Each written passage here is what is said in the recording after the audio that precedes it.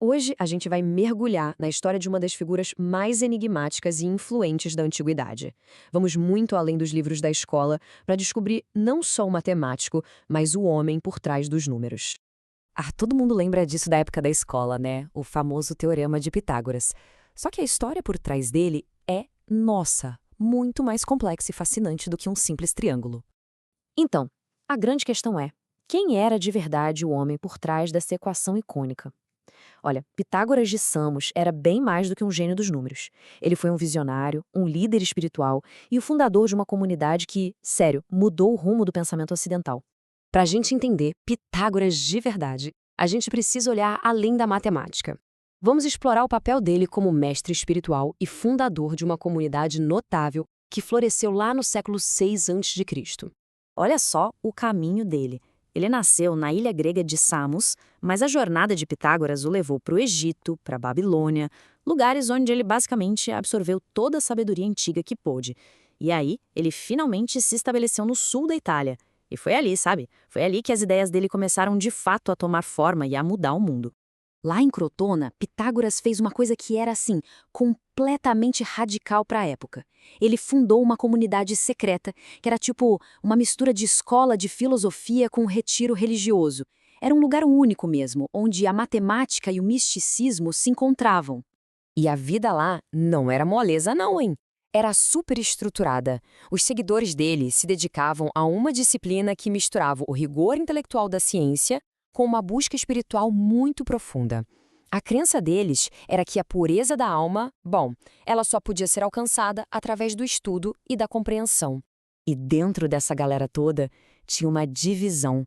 De um lado, os acusmáticos, que eram os ouvintes. Eles aprendiam por meio de lições mais simbólicas, orais. Do outro lado, os matemáticos, que eram os estudantes mesmo, sabe? A turma que mergulhava a fundo no estudo racional por trás de todas aquelas ideias. Tá, mas o que é que unia essa comunidade tão singular? No fundo, tudo girava em torno de uma única ideia. Uma ideia central e muito poderosa sobre a natureza fundamental da realidade.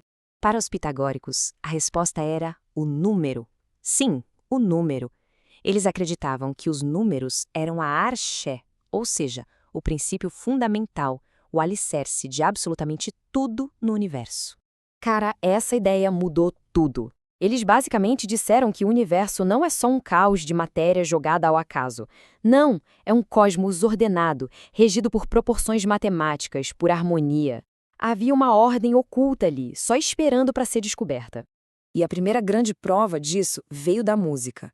Pensa só, eles começaram a experimentar com cordas vibrantes e descobriram que as notas que soam bem juntas, as notas harmoniosas, são criadas por proporções simples de números inteiros.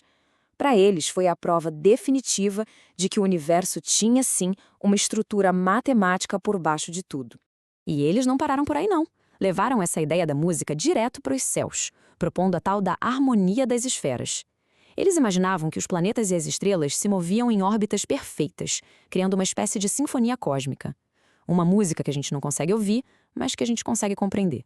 E é aqui que a coisa fica ainda mais profunda. Para os pitagóricos, a matemática não era só acadêmica. Era um caminho espiritual. Ao entender a ordem numérica do cosmos, eles acreditavam que podiam purificar a alma e se alinhar com a harmonia do universo. Mas, como toda grande história, a da comunidade pitagórica também teve um fim. Então, o que foi que levou à queda deles? E mais importante, qual é o seu legado duradouro? Pois é, e o irônico é que foi justamente o sucesso deles que causou a sua ruína. Conforme a comunidade foi ganhando mais e mais influência política em Crotona, ela também começou a atrair desconfiança, hostilidade. No fim das contas, a tensão política explodiu em revoltas violentas, o que forçou a dispersão da fraternidade. Só que mesmo que a comunidade física tenha desaparecido, as ideias eram poderosas demais para morrer. O próprio Platão foi super influenciado por eles. E a base da ciência ocidental, essa ideia de que a natureza pode ser entendida através da matemática, tem raiz lá, no pensamento pitagórico. Então, no fim, talvez o maior presente de Pitágoras para a gente seja essa mudança de perspectiva. Ele nos ensinou a olhar para o universo não como um caos de matéria, mas como um cosmos de harmonia, de padrão e de beleza matemática. O que nos deixa com uma pergunta final, que ecoa através dos séculos. Se Pitágoras estava certo e o universo é mesmo essa sinfonia de ordem e harmonia, será que a gente, ainda hoje, está ouvindo a sua música?